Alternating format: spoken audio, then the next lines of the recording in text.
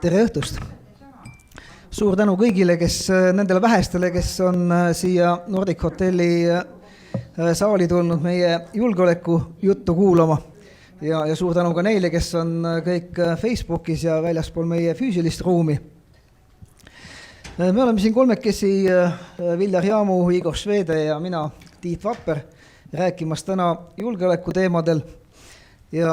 Ja kui julgeolek jaotatakse, nagu te ekraanilt näete, üldiselt sellistesse valdkondadesse, nagu seal kirjas, militaarne, poliitiline, ökoloogiline, energeetiline ja majanduslik, siis meil on valdavalt räägitud militaarsest julgeolekust ja tihtipeale just ka sellest füüsilisest julgeolekust ja inimese kaitsest selles kontekstis.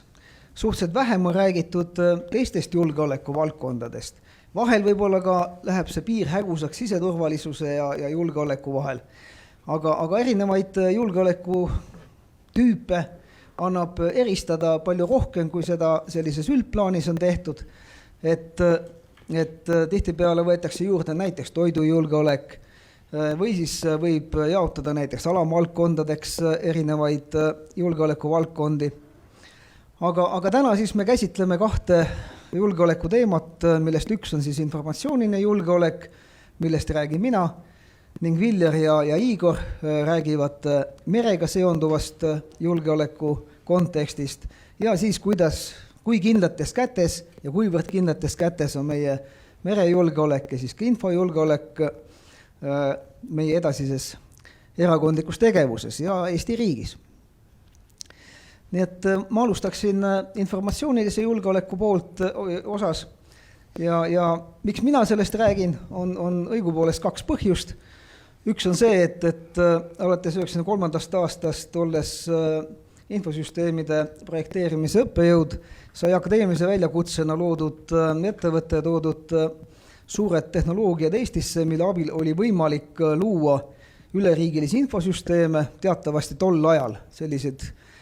Sellised süsteeme ei eksisteerinud ja polnud eriti personaalarvuteid ja sellist turgu polnud üldse olemas. Aga kui siis esimene katsetus sai tehtud, mis osutus väga, väga edukaks, see oli autoregister toona ja teiseks oli juba äriregister, mis toimib sama viisi nagu ka täna, kuigi internetti siis selle tegemise hetkel veel kasutuses ei olnud, siis on just paljud sellised e-riigi komponendid, ehk siis e-riik on alati täpselt nii hea, kui head on need infosüsteemid, millest ta koosneb ja kõik need infosüsteemid, millest ta koosneb, peavad olema meie kontekstis kindlates kätes, arvatud ja kogu informatsioon, mis nendes süsteemides sisaldub, mida me ise sinna anname, peavad olema kaitstud mis tahes rünnete, mis tahes vaenlaste eest. Ja teiselt poolt olles siis ettevõtte juht peale õppejõud, kuna see infosüsteemide arendamise tegevus sinna viis, siis sai hakatud looma tarkvara, mida kasutavad maailmas, kasutatakse umbes 100 riigis ja läbi partnerite, ehk siis need partnerid on meil kuskil 5-60 ettevõtet. Ja siis see on tegevus, mis võimaldab siis korrakaitsel ja julgeolekuasutustel oma tööd teha ja kuna see kokkupuude siis ka läbi partnerite ja meie ettevõttel on palju ka selles valdkonnas olnud, eriti siis just korruptsioonitõrjel ja rahapesu teemadel ja muudes kuriteoliikides, siis on ka see valdkond selline, mis on hästi tuttav kaitse uurimise ja julgeoleku kontekstis. Kui ma läheksin edasi, siis meil on tuttav teema ja mida me arvame, mis on eriti oluline ja kindlasti on eriti oluline, on kõik see, mis võimaldab siis igasuguseid ründeid ja häkkimisi vältida, ehk siis küberturve. See küberturvest ma täna just eriti rääkida ei taha, seetõttu, et selleks sellest on palju räägitud ja see on tegelikult selline 3-tasemeline süsteem, et me peame kõik mõtlema ise oma koduse küberhügieeni peale. Me ettevõtted ja asutused peavad mõtlema, kuidas on nii küberhügieen kui viirusetõrjed, kui tulemüürid seatud, et ettevõtte toimiks, süsteemid toimiksid efektiivselt ja samas siis riigi poolt oleks määratletud selline regulatsioon, mis võimaldab siis seada riigiasutustele ja ka eraettevõtetele selliseid reegleid, et asi toimiks. Ning pluss siis meil on riigiasutused, mille eesotsas on siis Riigi Infosüsteemide Amet, kes jälgib võrguliiklust ja kõike muud, mis puudutab seda rünnet. Aga mis on nagu olulisem antud tänases kontekstis võib olla, kuigi küberturve on alati oluline tähtis, aga on küberkerksus. Ma võtsin selle kerksuse mõiste just mängu eelmise nädala julgeolekutuuri ürituselt, kus Mati Raidma rääkis väga huvitavalt elanikkonnakaitsest ja kasutas mõistet kerksus. Inglise keeles on see cyber resilience, küberkerksus. Ja mõte on selles, et kuidas oleksid asutused ja ettevõtted jätkusuutlikud, kui toimub mingisugune kriis, katastroof, sõda või mis tahes. Et selleks me peame olema kogu aeg tegelikkuses valmis, et kui midagi sellist juhtub, et meie ettevõtted ja asutused suudaksid pakkuda neid teenuseid, mida nad on ka siiani pakkunud edukalt edasi. Ja huvitav oli kuulda ka Mati suust seda, et kes on palju käinud Ukrainas just sõja ajal, et imelik, kui kõik need kohutavad pommid ja jube sõda, mida see Venemaa seal peab, eks ole, hävitab maju, hooneid, kõik kukub kokku, siis huvitaval kombel internet täitsa nagu toimib ühes ja teises kohas. Nii et nad saavad täitsa hakkama internetiga oma töises keskkonnas. Aga ka selles kerksuse poole pealt läheb see meie jutt edasi samas plaanis, küll aga on veel valdkondi, mida me peame tõsiselt silmas pidama, mis on meile erakordselt ohtlikud. Üks asi on see, et agressor või see, kes meie käest informatsiooni tahab, võib täiesti ka legaalselt omada informatsiooni, mis on meile väga riskantne ja tundlik. Siinkohal tooksin sellise pildi ette, mis on mõnevõrra ehmatav.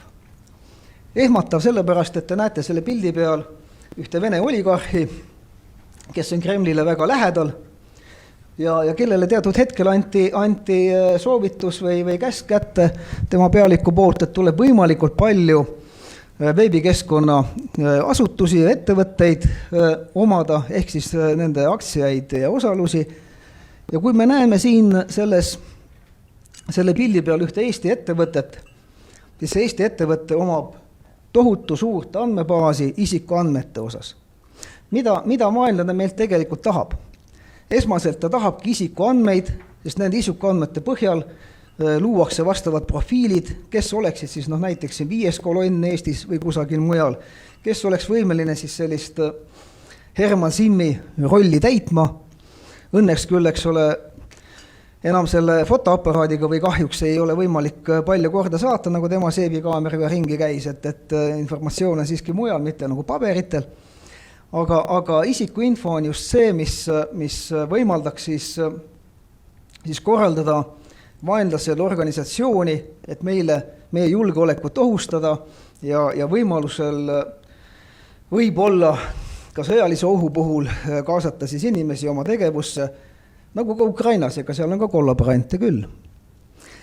Nii et kui antud juhul te näete sellist pilti, kus on tegemist personaliotsingusüsteemiga, kus on mitukümmend tuhat inimest oma informatsiooni esitanud oma vabal soovil, siis kogu see komplekt ei vaja üldse kuskilt, eks ole, häkkimist ega sisse murdmist. Kõik see kartoteek tinglikult, ehk siis failid on selle KGB laua peal. Valgevenes on see nimi siiamaani KGB muus. Nii et selle FSB laua peal ja tehku mis tahes selle isikuandmetega, valigu endale oma personali meie vastaseks tegevuseks täiesti vabalt. Nii et selline võimalus, et vaenlane ostab informatsiooni koos ettevõttega, on täiesti eksisteeriv ja see ei ole mitte ainus nähe. Iseasi, kuidas sellele vastu seista, eks ole, ja see vastuseismise meetmed on suhteliselt keerulised.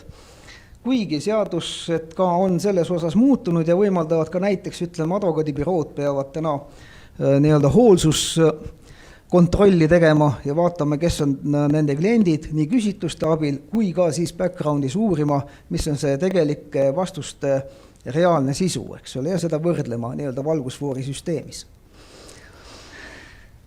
Siin te näete sellist asja, kus otsitakse taga konkreetsete vahendite kaudu siis varasid, mida oleks võimalik üle võtta, mida oleks võimalik müügile panna, antud juhul siis võtame mängu sellise mõiste nagu asset tracing ja see on nüüd äratatud ellu just Ukraina ja ukrainlaste ja ameeriklaste poolt, et kuidas leida üle maailma Vene varasid, et neid siis oksjonite kaudu maha müüa ja võimalusel siis Ukraina taastamistöödesse rakendada. Need see skeem, mis te siin näete, on kahtlemata kunstlik skeem, aga umbes sellisel viisil või peaaegu täpselt sellisel viisil ja siis ka vastavad asutused sellist tööd teevad. See puudutab kahtlemata ka Eestit. Nii et kui preventiivselt me ei uuri nende ettevõtete taustu, kes meil äriregistris näiteks kirjas on mingitel põhjustel kahtlased, siis sellisel juhul võib juhtuda, et see tegelik kasusaaja, mis on ka äriregistris kohustuslik märkida, ei ole mitte see, kes seal kirjas on. Vaid jõuabki, ütleme, selle eelmise pildi kaudu välja näiteks hoopis kuskile Vene kanti. Aga need ei ole ka ainsad probleemid. Meil on ka selline olukord, et väga paljudes asutustes ja ettevõtetes kasutatakse rakendustarkvara seal hulgas ka korrakaitseasutused ja julgeolekuasutused just selliseks uurimiseks, nagu see asset traceri pilt siin oli, mis ei kuulu üldse mitte sellistele riikidele, kes seda tarkvara omandust just nagu omaksid. Nii et näiteks võib olla situatsioon, et täiesti asjalikku ja väärt küberkriminalistika tarkvara, millega uuritakse just selliseid erinevaid seoseid, on Rootsi ettevõte, aga selle Rootsi ettevõtte distributsioonivõrk Eestisse käib üle Moskva. Mis tulemus on? Tulemus on see, et see, kelle eest me tahame seda informatsiooni varjata, see teab täpselt, kui palju on neid litsentse, kes neid kasutavad, missuguste maksumustega, kus asutustes. Ja seda võib olla päris hulganisti. Ja teine variant on veel see, et ostetakse päris kena tarkvara USA-st näiteks, aga selgub, et see USA ettevõte ei ole üldse USA ettevõte, vaid on hoopis Vene ettevõte, mis on registreeritud Ameerikas. Nii et see on üks ohtlik tegelikkus, et paljud asutused kasutavad rakendustarkvara, mille tegelikku omanikku nad ei tea, aga see info võib ka peale selle, et ta nii-öelda backgroundis välja minna, nagu me teame siin juba ka TikTokil, eks ole, ja Hiina asjade kohta, siis samamoodi võib see ka juhtuda asutustel, kes on lausa riigisaladusega kaetud ja kasutavad paha või tahtmatult või teadmatult tarkvara, mis on ohtlik. Ja tuleb veel teema, millega minu teada ei ole meil tegeletud, aga me oleme väga uhked ja meil on väga oluline, et meie infosüsteemid, millest see e-riik koosneb, ei jäta ma kordamast, on avalikud ja transparentsed. Ja see ongi üks meie olulisi jõude, et me ei saa keegi ei saa meil valetada, korruptsioon on oluliselt piiratum tänu sellele, et me saame ise kasutada kodanikukeskseid iseteeninduslikke omadusi, omavaid infosüsteeme ja keegi ei saa öelda, et ta omab seda ettevõtet või mis tahes, eks ole, seetõttu, et kõik on näha. Me võime põhimõtteliselt äriregistri kaudu kelle tahes rahakotis teha väikest inventuuri, eks ole, sest aasta aruanded ja kõik on ju kirjas, eks ole, kes see subjektiks on. Aga subjektiks on peaaegu kõik, eks ole, meil on korteriühistud, erakonnad, ettevõtted, mittetulundusettevõtted ja nõnda edasi. Ja kui avalikesse registritesse saab vabalt teha samamoodi profiile, nagu ma rääkisin ennem siin isikuandmete puhul, eks ole, siis on ka väga vaba ja absoluutselt legaalne informatsioon meie vaenlastele või potentsiaalsetele vaenlastele. Siin mingi geoblokk otseselt ei aita, aga aitavad veidi mõned teised meetmed. Ja nüüd ma tuleksingi nagu sellise viimase pildi peale, sest meie aeg on piiratud ja me peaksime tunniga hakkama saama. Et kui ma ütleks, et e-riik on meil kindlates kätes, esiteks jah, kui meil on tehnilised ja organisatsioonilised meetodid rakendatud nii küberhügieenis kui küberkaitses, küberturvalisuse eesmärgil ja oluliselt silmas peetud küberkerksust. Väga oluline meil kogu e-riigi ehk siis kõikide infosüsteemide ühendi kaitseks on see, kui on järgitud rangelt GDPR ehk siis isikuandmete kaitseseadust, mis ka ise õpetades seda, siis võin kindlalt väita, et isikuandmete kaitseseaduse põhimõisted ja põhinõuded on samad nagu infosüsteemide arendamise põhimõisted, nad on küll erinevas sõnastuses, aga kattuvad. Nii et kui neid põhinõudeid järgitakse, siis on meil suhteliselt kindlam tunne, et meie delikaatset informatsiooni ei saa keegi nii vabalt lihtsalt käsitleda. Kõik, kes on teie informatsiooni käsitlenud, peavad olema nähtaval. Igas avalikus registris, kus kohas teie informatsioon on esitatud, peab olema nähtav, kes on seal käinud, kes on teie andmeid uurinud ja et igal ühel on vastutus selle informatsiooni ees, mida ta vaatab, mida ta uurib. See ka on seotud GDPR-iga ehk isikuandmete kaitseseadusega, et andmeid võib vaadata ainult kindlal eesmärgil ja tööülesannete muude asjadega seostatult. Kui keegi näiteks, ja ma ise olen sealt patustanud selle vastu, et näiteks tahan mõne oma sõbra telefoninumbrit leida, lähen äriregistrisse, vaatan üle, tean, et tal on ettevõte, näen see mobiilinumbrit ja kasutan seda, siis põhimõtteliselt see ei ole õige. Kõik infosüsteemid peavad sisaldama logisid seal toimuvate sündmuste kohta. Ehk siis mis tahes, kui tahes missuguses infosüsteemis, olgu ta avalik infosüsteem, olgu ta terviseandmeid sisaldav infosüsteem, olgu ta korrakaitsealane infosüsteem, mis tahes. Kõik peavad sisaldama korrektseid logisid, et alati oleks võimalik näha, missuguses sündmuses seal on toimunud, kes, kus, missugust informatsiooni on käsitlenud, seda edastanud, mis ta ka teinud. Ehk siis, kui ma niimoodi piltlikult ütleksin, siis peab olema näha, et kas ega ametiministri portfell pole nagu välja liikunud kuskile. Kõikidele ametikohtadele, kõikidele rollidele peavad kehtima vastavalt seatud õigused. Siin on jällegi üks väike probleem meil, et kuigi asutustel on oma infosüsteemides õiguste süsteemid üldjuhul olemas, siis puudub üleriigiline. Ja see üleriigiline puudumine on ka paljuski seotud sellega, et ma ei räägi Andresest ehk Andres Sutist, kes oli ettevõtluse ja infotehnoloogia minister, siis ennem seda, kui te mäletate, siis ei ole meil eriti palju ministrid olnud. Et üks, kes keeldus välismaal käimast inglise keelt rääkimas ja üks, kes siis kohtuotsuse järgi ei teinud siis jõu ja mitte ilunumbreid kodus ja nõnda edasi, nii et selliseid suuri otsuseid ei olegi nagu keegi õieti vastu võtnud. Küll aga õiguste süsteem, mis peaks kehtima üle riigi, ehk siis üle riigi asutuste, kellel on missugused õigused, mida teha ja seda nii jaotatud ametiasutuse peale kui erinevate ametiasutuste peale, siis sellist üleriigilist süsteemi ei eksisteeri. Tore oleks, kui see tekiks ka kas või juba ministeeriumite lõikes ja näiteks Rahandusministeeriumi puhul ma tean, et seal seda praegu modelleeritakse.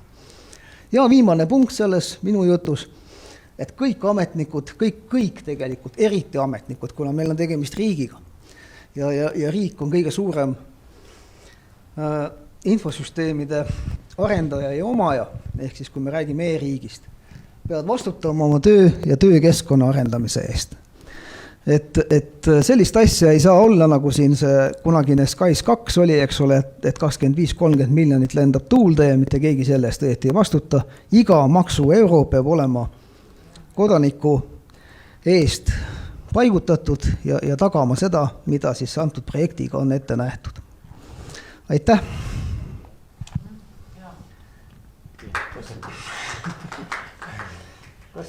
Kas Sander, sul tuli mõni küsimus selle jutu peale? Jätame praegu nüüd. Mul on seal viimase lõigu kohta kommentaar. Jube lihtne on öelda, see SKAIS2 näide on ju. See, mis seal taustal nagu tegelikult toimub. Ametkond on aastaid järjest ja kahekohalised on need aastanumbrid öelnud, mis on tegelik ressursivajadus, et need andmebaasid teha töötavaks. Seda raha pole mitte kuskilt tulnud. Nad on nii mädad oma olemuslikult, STAR ja SKAIS1. SKAIS2 ei olegi probleem, SKAIS1 on probleem. Et mingit kindlust absoluutselt ei eksisteeri. Iga raha peab minema sinna, mis on seadusega ette nähtud. Minul koidab siin jaanuaris potentsiaalselt see, et 13,4 miljonit läheb ilma seadusliku aluseta välja maksmiseks erinevatel asjaoludel. Ja ma ei saa mitte midagi selle takistamiseks teha tõenäoliselt. Nii et see ei ole nagu, me saame ütlema nagu selliseid asju ja siis, et meie ministrid seda ei tee, teevad küll, jumal paraku tõenäoliselt võivad sellised olukorrad ka meil tekkida. Ja ma tegelikult ei visaki nagu nii-öelda kivi ja ministri kapsaaeda. Ja see võtagi seda niimoodi, aga selles mõttes, et kui me nii nagu kindlast kõneme, siis nagu ütleme, et me tegelikult selle vea tõenäosuse teeme alati ka kuskile nagu arvestama. No see teema on suhteliselt selles mõttes laiem, et kui ma nüüd tõesti nagu Sotsiaalministeeriumist räägiksin, siis eks ole minu ajalugu kogu selles e-riigi ehk siis digiühiskonnas on väga pikk. Ja tõepoolest, kurvastusega peab ütlema, et võib-olla Sotsiaalministeerium ei ole kaugeltki mitte esirinnasüsteemide arendamisega, eks ole. See ei ole mitte proua Riisalu süü, eks ole, aga seal on, ütleme, ka kõige rohkem on korruptsioonikeisse näiteks just kohtus olnud ka just nimelt Sotsiaalministeeriumil. Aga see pole ka tähtis. Aga miks ma nii kindlas kõneviisis seda ütlen? See on tegelikult laiem teema, aga üks asi on see, et väga tihti öeldakse meil rahapuudus. Miks on rahapuudus? Seepärast meil on tööjõupuudus. Tegelikult meil ei ole tööjõupuudus nii suur, meil on ka tööjõu liikuvuse probleem. Et ütleme, seesama ütleme, programmeerijate hulk näiteks ja süsteemiarendajate hulk, see liigub tööprojektilt teisele, üks projekt jääb pooleli, tuleb uusi ahvatlevamasi, minnakse sinna peale. Ja ütleme, see lahend ei ole nii lihtne, ega raha ei ole ka alati see, mis selle vankri veeruma paneb. Sotsiaalministeeriumi IT-lahendustega on sellega, et meil on nii vanad süsteemid, meil polegi programmeerijaid enam Eestis, kes neid suudaksid programmeerida, parandada ja lappida. Täitsa nõus, aga äriregister on ka tehtud 97. aastal oli number 2 süsteem, eks ole, mis toimib täpselt siiamaani ainult väikeste moderniseerimistega, eks ole. Ja kõik sõltub sellest, kes, kuidas seda süsteemi on arendanud. Kahjuks on küll nii, et kui see põhi on juba nagu kehvasti laotud, siis sealt on väga kehva edasi minna. Aga ma olen nüüd kuritarvitanud seda aega. Nii et ma annan sõna edasi Villerile. Aitäh, minu nimi on Viller Jaamu. Ja siis, mis puudutab merd, siis kunagi olen lõpetanud Tallinna Merekooli. Hiljem läksin üle majanduse peale, õppisin Tallinna Tehnikaülikoolis tootmisettevõtete juhtimist ja ökonoomikat ja kaitsesin doktorikraadi, mille üks osa oli strateegiline juhtimine kaasa arvatud. Täna räägime siis mereturvalisusest ja mereturvalisus ei ole seotud ainult sellega, et mitu sõjalaeva või miini meil on. Mereturvalisus on laiem mõiste ja ta algab merelt kui keskkonnast. Me teame kõik, kuidas eelmine aasta, meie järgmise aasta rohepealinn tonnide kaupa punast värvi sadevee kraavidesse valas. Ja need kõik märgid nagu näitavad seda, et meil ei ole piisavalt teadlikkust sellest, kuidas oma merd kui keskkonda hoida. Meri on ka meil toidulaud. Ja teine tähtis asi on, et meri on meile vajalik transpordiühendus. meretranspordi turvalisus on eriti kaubavedude turvalisus, kaubatranspordi turvalisus on väga olulisel kohal. Ja kolmas on siis nimetatud mereala valdamine või mere kaitsmine. Et Igor oskab sellest põhjalikumalt rääkida. Aga ma tahtsin 2 sõnaga rääkida seda, mis on täna merenduses kõige suurem probleem. Täna Eesti merenduses kõige suurem probleem on killustatuse. Meil on erinevad merendusorganisatsioonid on teiste organisatsioonide sisse nagu veidi ära peidetud. Küll on Mereakadeemia viidud Tallinna Tehnikaülikooli kolledžiks, millegipärast ei ole Kultuuriakadeemiat või siis konservatooriumid viidud Tallinna Ülikooli või mõne teise asutuse alla, aga miks siis nagu meri just või mereasutuse. Teine asi on seda, et Transpordiameti alla on viidud laevaregister, Transpordiameti alla on viidud ka hüdrograafiateenistuse ja mitmed teised. Ja selleks, et merd arendada, meil on vaja arendada seda kui ühte tervikut, millest kaitse on siis üks osa. Ja see, mis praegult on, ma usun, et hea koht, kus me võiksime siin erakonnas välja pakkuda sellise mõtte, et meil on ajalooline võimalus kuulutada merendus prioriteediks ja hakata siis arendama merendust ühe tervikuna. Meil on selleks piisavalt kompetentsi. Ma ei pea ainult meid silmas Igoriga, vaid meil on mitmeid inimesi, kes veel on seotud merendusega. Näiteks Paavo Nõgene, kes juhib Tallinki väga edukalt, on meie erakonna liige. Siis rahandusminister, meie oma proua Akkermann on juhtinud laevafirmat. Jaanus Rahumägi, kes on mereturvalisuse spetsialist. Nii et meil võimekust ja kompetentsi on piisavalt, et seda targalt ja teadlikult lahendada ja võtta see endale prioriteediks. Annan Igorile sõna edasi. Tere õhtust ja ma olen Igor Švede kontraadmiraalsuses reservis. Olen olnud peastaabi ülem, mereväe ülem, pikalt teeninud mereväes, nii et ma oskan nagu kõige paremini rääkida midagi sõjalistest aspektidest merejulgeoleku kontekstis, aga olen ka nõus ka arutama ka seda laiemalt, sest seda tuleb arutada laiemalt, nii nagu kõik erinevad julgeoleku valdkonnad, nagu Tiit ütles, on omavahel seotud, merel on ka kõik nagu tegevused omavahel tegelikult seotud. Et kui me tahame adekvaatselt tegeleda sõjalise kaitsega, me peame aru saama ka teistest valdkondadest, kuidas nad omavahel seotud on ja mis on siis omavaheliste seoste tagajärjed. Ja ma olen ka siin nõus, et viimased 30 aastat see on killustatud olnud.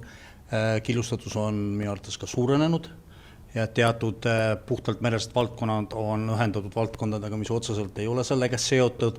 Selle tagajärjel ekspertiis on vähenenud ja kriitiline mass on vähenenud. Inimesi, kes koos töötavad ja saavad aru, mida tähendab olla merel, mida tähendab siis merel erinevate tegevuste läbiviimine ja kuidas nad omavahel seotud. Nii et ma siin täitsa olen nõus ja see muidugi ka mõjutab sõjalist kaitset. Sest kui sul on raske leida partnereid või inimesi, kes saab aru merelist aspektist teistes valdkondades, see on keerulisem ka korraldada sõjalist kaitset. Ja sõjaline kaitse muidugi sõltub ka teistest valdkondadest. Võib-olla ma nüüd ütleks ka paar asja, nagu Tiit ka ütles meile, et võib-olla võiks vaadata, mida meie erakond on teinud. Ma kindlasti ütlen, et Reformierakond on hästi palju teinud julgeoleku valdkonnas ja see kõik kajastub ka merejulgeoleku aspektis ja just sõjalistes. Ja ma nagu tooks välja selle 2 aspekti. Üks on siis see, mida on tehtud koostöös meie partnerite ja liitlastega. Siin on Eesti sõna olnud väga tugev. Eesti nõuded, Eesti ettepanekud on väga tugevad olnud, läbimõeldud ja neid on arvesse võetud. Me muidugi teame, mis Madridis toimus ja mis tulemused tulid sealt, aga ma tahaks öelda, ma jälgin seda pidevalt igapäevaselt, see töö käib iga päev. Sellepärast, et Madridis olid need suured poliitilised otsused, mida tehti, nüüd on vaja neid praktikasse viia ja see, ütleme, NATO bürokraatia ja see suur struktuur, ta on väga võimas, kui ta üks kord korralikult tööle hakkab ja saab oma sihid paika ja plaanid paika. Aga selle ümber korraldamine ja meie ideede ja meie vajaduste rakendamine seal nõuab pidevat tööd. Ja see käib ja ma usun, siin on hästi palju ära tehtud. Ja on vaja edasi teha, sest ega ta nagu ära ei lõpe. Ja seda on näha ka selles, kui palju sõjalaevu on Läänemerel, see on praktiline lahendus. Nad on nii NATO kontekstis kui ka siis bilateraalsetel kokkulepetel ja see aasta on neid olnud väga palju. USA laevad, USA laevad olid ikka kuude kaupa Läänemerel, tegid koostööd nii meie partneritega Soomest, Rootsist kui ka meiega, nii et see kohalolek oli siin. Seda vahest ei ole näha kaldalt, aga seda kindlasti näeb Vene merevägi, seda kindlasti näeb Moskva ja ta saab aru sellest signaalist, mida USA ja liitlaste mereväe alused olles siin näitavad. Ja teine aspekt, praktiline siis meie siseriiklikult, ma usun, see oli väga suur samm Eesti siis piirivalvelaevade ületoomine mereväkke. Mina ootasin seda 30 aastat, ausalt öeldes ma ei uskunud, et see juhtub. See just aitab meil saada kriitilist massi, et suurendada ekspertiisi ja suurendada võimalusi ja teha ka atraktiivsemaks teenistust merel, teenistust nii mereväes, nii patrull funktsioonis ja piirivalve funktsioonis kui ka mereväe funktsioonis. Ja teine on muidugi hanked. Meil ei olnud kaitset või relvi, mida kasutada siis vaenlase vastu merel. Nüüd me neid saame. Kõigepealt muidugi laevatõrjeraketid, mis saabuvad siin paari aasta jooksul. Väga võimekas relvastus.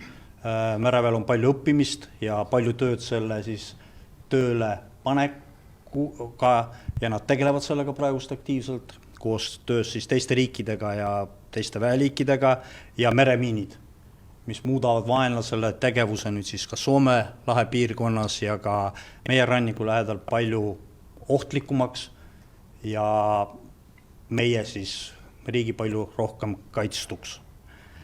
Ma võib-olla siin nüüd lõpetaks korraks ja aitäh. Viimasel on ju juttu olnud suhteliselt palju sellest erinevate laevastike, erinevate laevade ühendamiseks ühtseks Eesti mereväeks. Kas te oskate selle kohta mingeid kommentaare tuua? See, mis puudutab tsiviillaevu, siis ma usun, et sellel võib olla mingisugune efekt ühendada, aga merevägi ja piirivalve, tema täidab vähe teisi funktsioone ja päris neid kõiki nagu ühte patta ei sobiks. See, mis Igor rääkis, mul on, alustaks diskussiooni siin kohe, et mul on paar ideed, kuidas meie seda ressurssi täiendada ja parandada. Ma nimetasin siin seda, et näiteks hüdrograafiateenistus on Transpordiameti alla, mis ei paista mitte ühtegi pidi sealt välja. Kui tahta tegeleda ja tõenäoliselt meremehed teavad, kus ta seal asub, eks. Aga ma tean füüsiliselt, kus ta asub. Ja Igor teeb ka. Niimoodi. Aga see, mis ma tahtsin öelda, et hüdrograafiateenistus on selline asutus või siis mingi osa sellest asutusest, mis tegeleb siis turvalise mereliiklusega meie vetes. Ehk siis majakad, meremärgid, laevateed, farvaatrid, merekaardid ja kõik sinna kanti. Ja minu see mõte on seda, et kaasartud selle hüdrograafia võiks tuua mereväe alla. Pealegi on nad naabrid juba täna, et hüdrograafia asub ja tema laevad asuvad siis otseses nagu Miinisadama naabruses. Igor võib selle, ma käin ettepaneku välja, me saame Igoriga arutada seda, kas on täna mõistlik või siis praegult on nii suur koormus selle piirivalvega mereväe peale langeb, et me saame seda ka hiljem teha, sest hüdrograafia teenistus oma tegevuses ju jätkab ja töötab kenasti. Et küsimus on selles, et mis sellest siis maksimumefekti saada. Ja siis teine mõte on seda, et meil on tuhandeid meremehi ja meil on sadu laevaohvitsere, kes töötavad iga päev laevadel ja väga-väga suurtel laevadel, võrreldes meie nagu teenistuses olevate laevadega. Aga paraku ma ei tea, et nad oleksid mereväe reservise. Et me võiksime ka seda arutada siis, et ma ei arva seda, et kohustuslikus korras nüüd kõik meremehed siis käest kinni ja paneks reservi, aga vähemalt pakkuda võimalust neile. Sest tegelikult neil huvi on ja mitmed minu sõbrad, kes kursusekaaslased merekoolist kes töötavad laevadel, on ka Kaitseliidu liikmed ja Kaitseliidu liikmetena on õppustel metsas praegult. Võib-olla see ongi nende kutsumus ja nende vaheldus sellele põhitööle. Aga võib-olla mõni tahaks olla siis mereväereservis, et äkki sa, Igor, sul on mingisuguseid mõtteid selles valdkonnas ka lisada? Aitäh, võib-olla kõigepealt see laevastike ühendamine ja see, mis oli see esimene küsimus. Ja. Töö käib praegu, ma tean, merevägi valmistub, sest 1. jaanuarist see toimub, aga meelestus on väga positiivne ja seal nähakse hästi palju positiivseid asju. Ja võib-olla ma nagu räägis natuke ajaloost, et ma mäletan päris tihti, olles merega laevaga merel. Ja me nägime olukorda, kus samas piirkonnas olid mereväelaevad, vahest mitu ja piirivalvelaev. Ja lihtsalt, oleks võinud katta funktsioone, ei olnud mingit probleemi ja kui sa teed harjutusi, kui oleks mingi piirivalve probleem või siis pääste probleem, muidugi me kaasume ja me teeme seda niikuinii, sest see on prioriteetsem. See on see põhjus, miks me nii tugevalt siis toetasime seda, et need funktsioonid tuleks kokku panna. Ja sest, et näiteks Haaralahes oli siis 3 laeva ja me teadsime, et teistes piirkondades siis ei olnud laevu, kuna laevu ei olnud piisavalt kogu aeg. Ja aga kuna ametkonnad omavahel seda koostööd ei teinud, me ei saanud täita piirivalvefunktsioone seal, me ei saanud küsitleda Vene laevu, ei olnud seda võimalik, siis piirivalvelaev saanud sealt ära tulla, samas nemad siis ei tegelenud sõjaliste asjadega. Ja nii me seal üksteise kõrval siis seisime ja saime aru, kui ebapraktiline see on ja me kulutame ressurssi. See on see praktiline vajadus, miks on väga positiivne see, et nad on nüüd koos. Ja ma ei näe siin mingit probleeme ka, et rahu ajal prioriteetseks jäävad muidugi piirivalve küsimused, pääste küsimused, reostuse küsimused ja mereväe väljaõppe. Ja merevägi nüüd planeerib seda, ma usun, nad saavad hakkama sellega, et see balansseeritakse omavahel ära, sest teised riigid on seda teinud. Meil on Norra näide, meil on Taani näide, see on paljud väiksemad riigid on seda enne ka edukalt nagu ellu viinud. Teine asi, mida me näeme, et ta parandab meie järelkasvu. Struktuur on suurem, atraktiivsem, on võimalik siis valida erinevaid erialasid.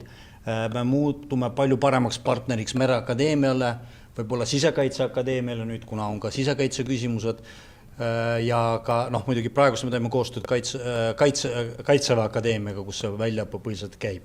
Ja võib-olla viimane, mis tooks välja, on siis, et suurem struktuur võimaldab meil ka teha paremaid hankeid.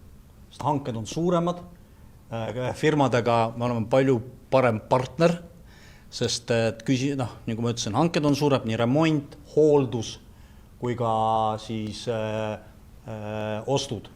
Ja need jälle, olles mereväeülem ja omades 2-3 laeva, oli väga raske vahest firmadega läbi rääkida. Ja kui nüüd on see hulk suurem, sa oled parem partner, sa majanduslikult saad seda paremini korraldada. Nüüd siis tulles tagasi küsimuste juurde, hüdrograafia, ma tean, paljudes riikides ongi mereväe koosseisus, mereväe tegevus on väga otseselt seotud hüdrograafiaga, keegi mäletab 92, 93, 94, üks põhjuseid, miks me miinitõrjega alustasime, oligi just see, et Vene mereväelt üle võetud sadamad ja piirkonnad, mis olid endiselt kinnised, eelnevalt kinnised, oli vaja anda tsiviilkasutusse. Ma räägin Paldiski sadamatest, kus oli vaja, sest Eesti majandus vajas sadamaid, Eesti firmad vajasid sadamaid, ministeerium võttis küll üle nad ja tahtis nagu anda erakätes, aga meil oli suur probleem, keegi saanud garanteerida, et navigeerida on turvaline nendes piirkondades. Eriti siis just Paldiski piirkonnast, sest saarte peal oli ju lennukite harjutusala ja siis olid paljud laevad seal sees ja ühed esimesed tegevused, mida me tegi alguses koostöös meie partneritega Rootsist ja Saksamaalt oligi laevateede kontroll, et saaks kinnitada ja siis koostöös Veeteede Ametiga siis kõigepealt uuendada vanad nõukogudeaegsed kaardid ja siis välja anda siis Eesti kaardid, et siis nii meie laevandus kui ka välisriigi laevad saaks turvaliselt liikuda meie vetes. Nii et seda kindlasti võib arutada, see on hästi palju ühisküsimusi, sama küsimus on ka siis nende laevade mehitamine, meie laevade mehitamine, näiteks Taani näide on see, et kui on talv, siis plastiklaevad seisavad, aga meeskond läheb jäälõhkujatele ja teeb oma tööd jäälõhkujatel ja seal on erinevaid variante, aga see tuleb hästi läbi mõelda ja vaadata, et ta ikkagi oleks otstarbekas ja ressursi poole pealt just eriti otstarbekas. Ja Kaitseliiduga kindlasti on vaja koostööd teha, mereülemana jälle ma püüdsin väga meredivisjoniga teha koostööd, me isegi saime neil ühe laeva Soomest, tegime selle täiesti korda ja nad paar navigatsioonihooaega ka opereerisid sellega päris hästi ja see oli väga hea koostöö mereväelastele, kaaderkoosseisul, Kaitseliidu personaliga. Siin võiks kindlasti edasi minna ja vaadata, kus see võimalus on. Kindlasti, ja nüüd siis tulles ka reservohvitseride juurde tagasi, seda peab hästi läbi mõtlema, sest neil peavad olema sõjakohad ja vaadata siis, et kui suur see vajadus on ja selle järgi siis vaadata, kes need inimesed on ja siis planeerida nende reservteenistus koos siis reservõppe kogunemistega ja väljaõppega ja siis ka lõppkokkuvõttes määramistega ametikohtadel, kas laevadel või kaldal. Aga jälle, kuna merevägi suureneb, siis võimalusi kindlasti tekib rohkem ka selles valdkonnas. Ma pidasin silmas peale Kaitseliitu veel ühte teist asja, et meil on Tallinki ja siis saarteliinide, mõlemas on nagu väga palju laevaohvitsere, et võib-olla neid kusagil kaasata ja mingid elementaarsed sõjandusaladused värsked teadmised andnud. Kui me väiksed olime, merekoolis õppisime, siis seal seda teemat kasutati, aga siis oli teine riik ja teised normid.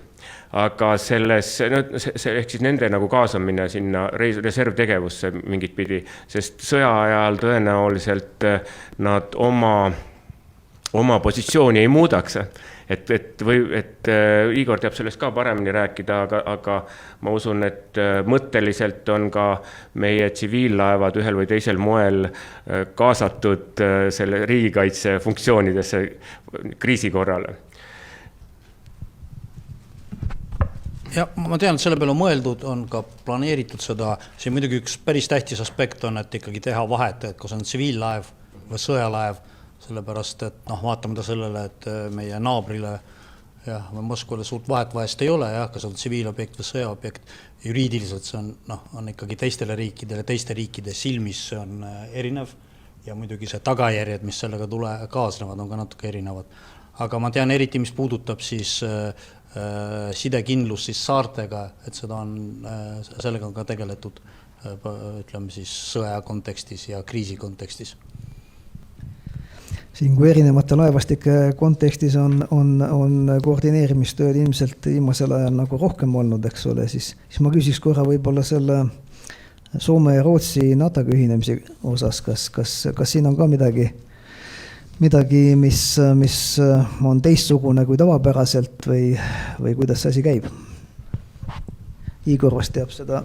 Jah, ma ütleks, et ei ole kahtlus, et Soome ja Rootsi liitumine NATO-ga avaldab suurt mõju Läänemere julgeoleku keskkonnale. Olukord Läänemerel minu hinnangul muutub väga tugevalt, sest arvestades, sest kõik riigid siis Läänemere kaldal, välja arvatud Venemaa, on meie liitlased. Ja see on ikka väga suur sõna, see on, peaks olema meie meri täielikult. Kui palju paremaks läheb, ma siin ütlen väikse aga, kui palju paremaks see kõik läheb, sõltub meist endist.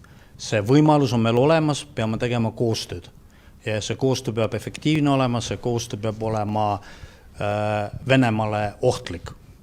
Ja me vahest, siin on erinevad piirangud, nii et tuleb hästi palju seda diplomaatilist tööd teha ja sõjaväelast tööd teha, aga siin on ka seda diplomaatiat palju, et oleks ikkagi riigid oleks nõus nii kaugel edasi minema, et see tekitaks ohtu Venemaale. Ma pole rõhutaks ka seda, et Soome-Rootsi ühinemine toob suuremad võimalused mereväe domeenis ja õhudomeenis. Esiteks sellepärast, et geograafia meil siuke, teine võib-olla sellepärast, et Soome-Rootsi on väga tugevad nendes kahes valdkonnas. Nende varustus on väga moodne ja kaasaegne ja nad uuendavad seda. Ja muidugi Soomega kaasneb ka see maismaa osa, aga üldiselt ma hindan, et see on ikkagi põhiliselt mereväe ja õhuväe domeenis. Ja mis ma tahaks veel öelda, kuna Eesti on niimoodi väga maaväe keskne, see on väga positiivne ka meie maaväe olukorrale. Ja see ei ole lihtsalt lahing merel, vaid see on nagu tagala turvamine, sest see Eesti lõppe rannik, ütleme Saaremaa Hiiumaaga, Eesti kaitsmine. See läheb ka edasi Läänemere kohal. Ja see, kus seal on väga võimekad Soome, Rootsi, Saksamaa, Eesti, Läti, Leedu alused ja nad ei võimalda Vene mereväel opereerida seal, väga tugevalt toetab ka meie maaväe tegevust, sest neil on kindel tagala, kaugem tagala, ütleme siuke, või vesisem tagala. Ja teine on muidugi juurdevedu, transport ja need küsimused.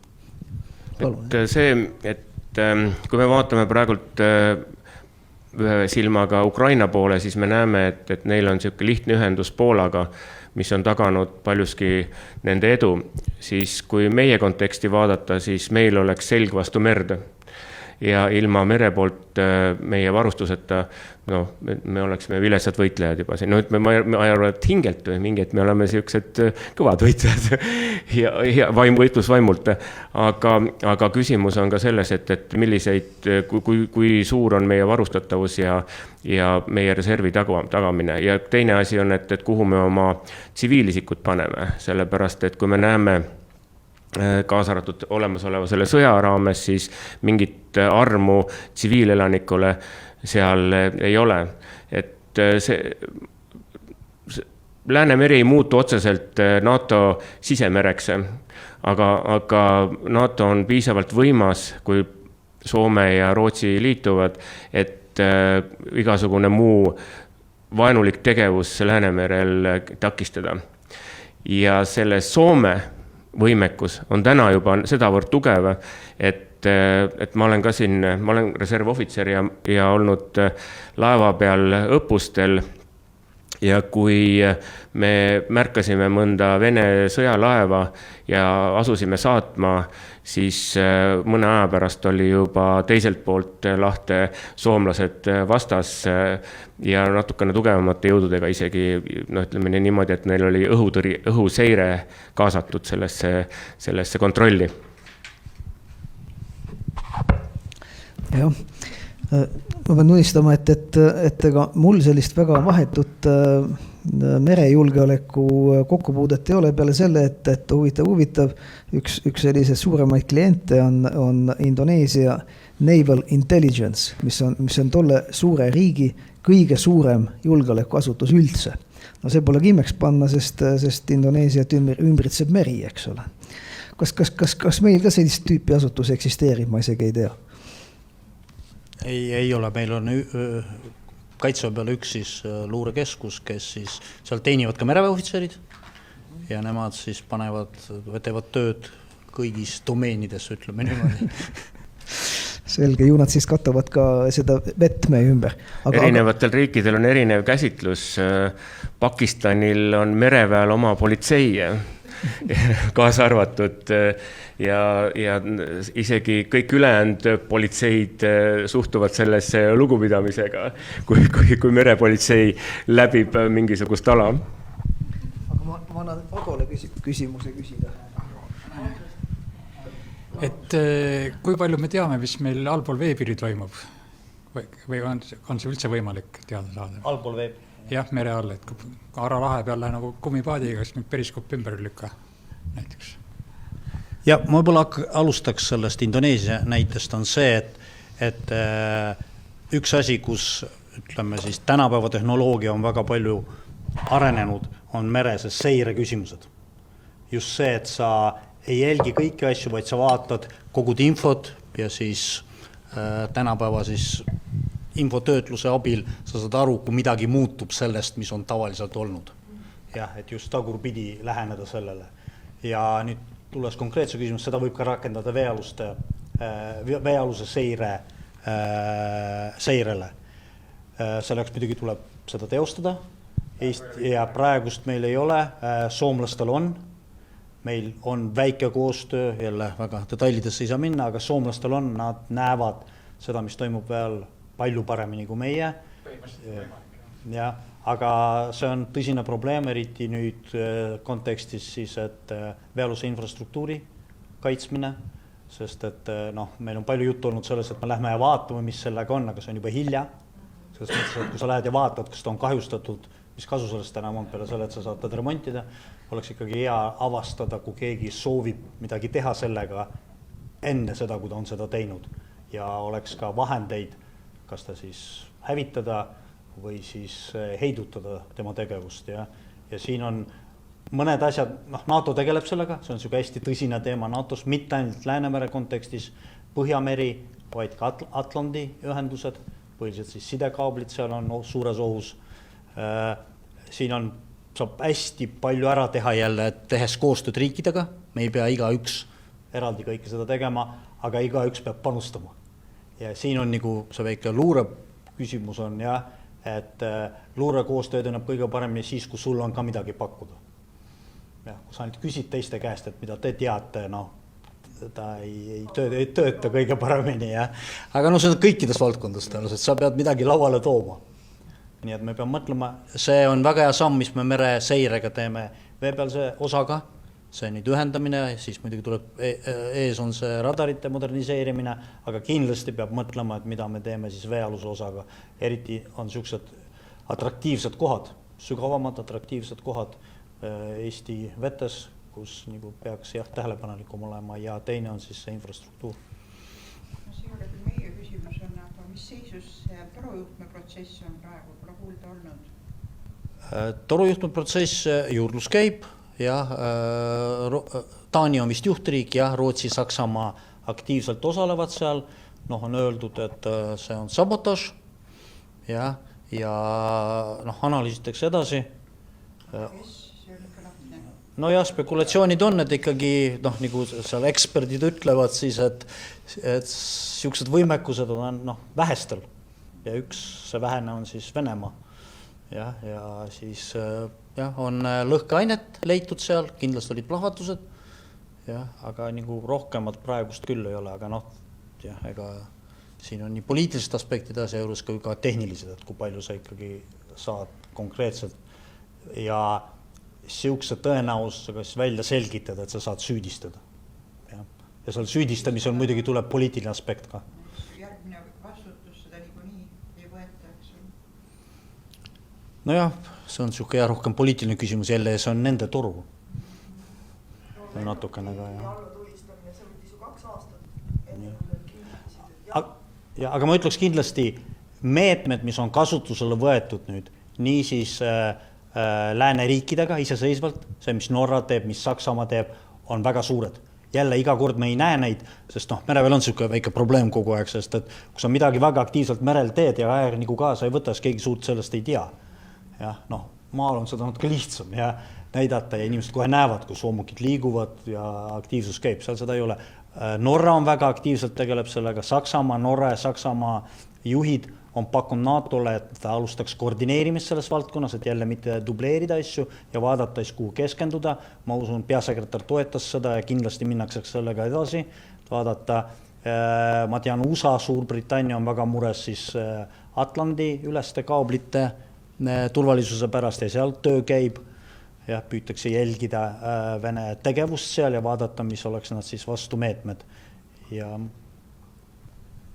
vahel ongi hea, kui ei tea rahvas, mis tehakse ja kus kontrollitakse, et neid jutte vähem oleks.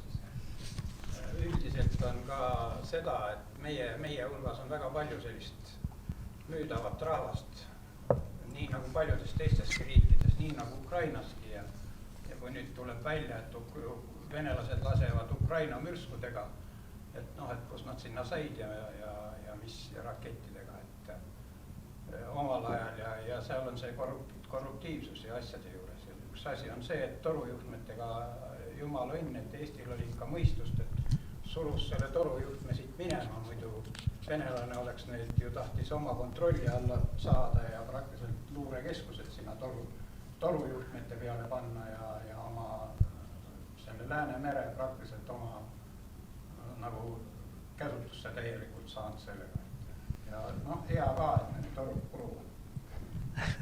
Jah, selles mõttes on ju ka see meil palju räägitud riigi ja eraettevõtete vahelise vaheline situatsioon selle LNG haalamiskaiga, eks ole, mis iseenesest on hea, et see kai olemas on, eks ole, sest vähemalt siis sellisel juhul on võimalik, kui tahame ka seda gaasi kätte saada, eks ole.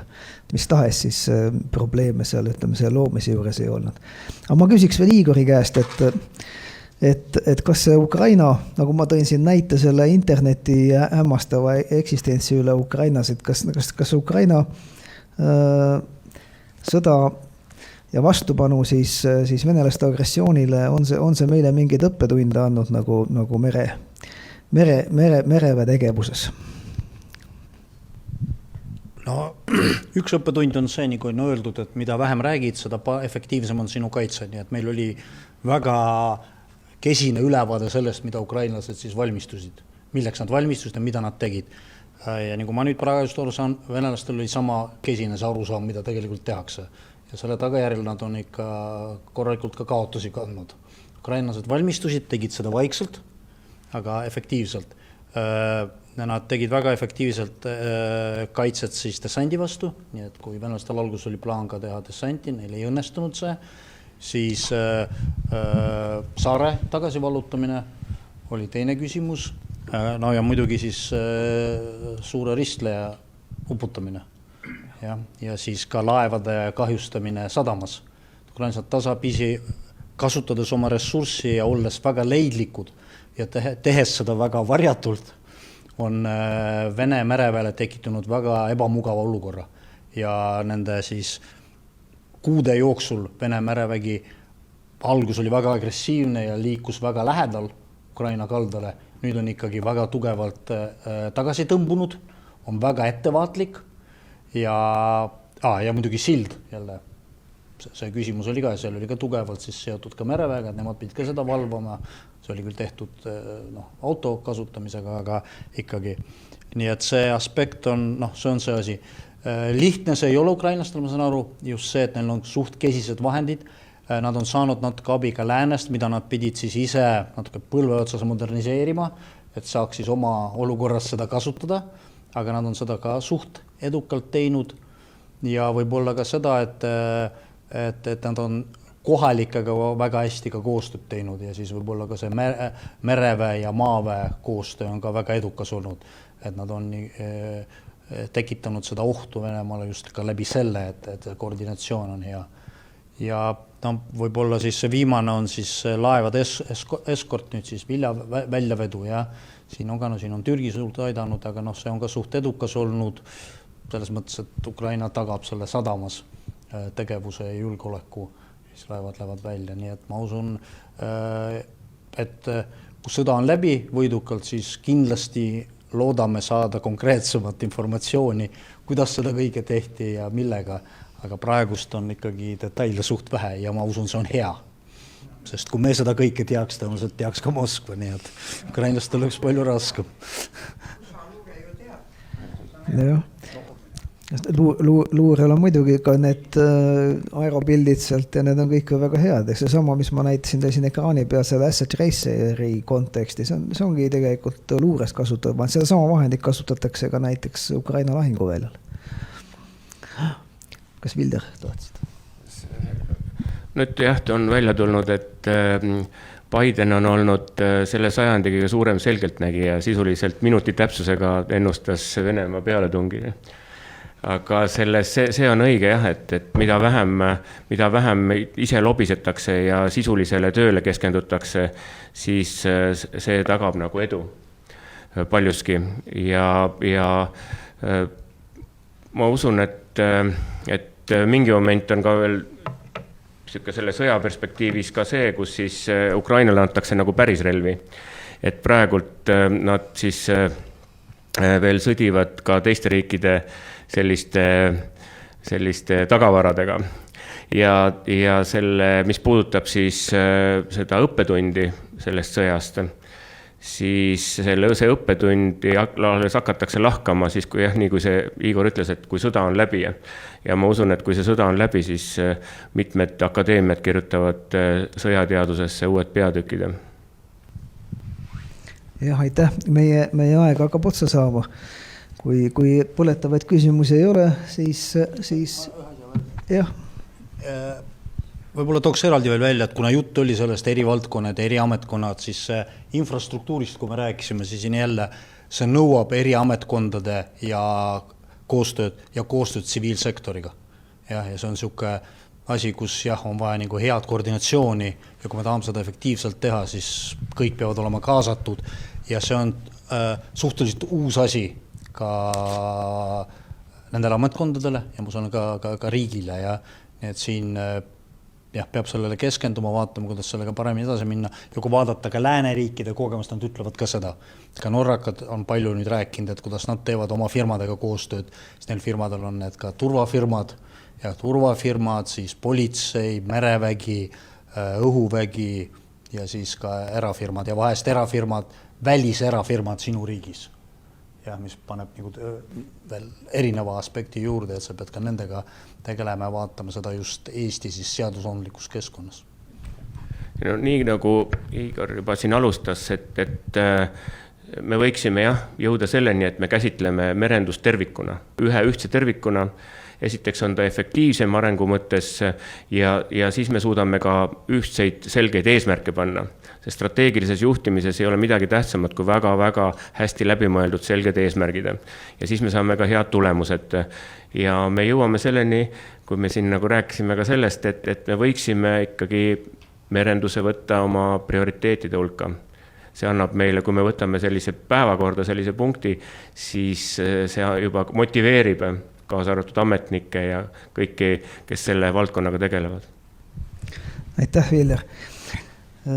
Ja siis võiks veel öelda seda, et me kõik kuulume ühte riiki ja see riigi keskkond on e-keskkond meil, eks ole.